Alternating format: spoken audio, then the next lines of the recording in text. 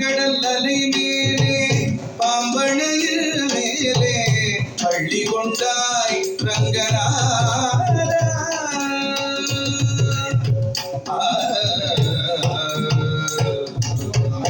சீராப்தியிலே பள்ளி கொண்ட பெருமாளாக பெருமாள் சேவை சாதித்தான். திருமாமகள் பாதங்களை வருடினாள்.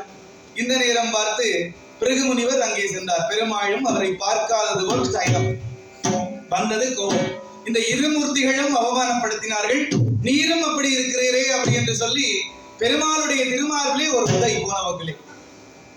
நாம் என்ன பண்ணியிருப்போம்? நமக்கு உதைத்திருந்தாலும் மாறி புட்டித்து கொடுத்திருப்போம் அடி. ஆனால் பெருமாளோ அப்படியே அவரை எடுத்து உங்களுக்கு பலித்திருக்குமே, என்னுடைய கரடுமுரடான திருமார்பிலே கால் வைத்தீர்களே அப்படி என்று அந்த பாதத்தை எடுத்து அந்த பாதத்தை வருடினாரா.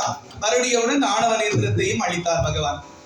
உடனே இதை பார்த்ததுமே உடனே அந்த ஆணவ நேர்த்தம்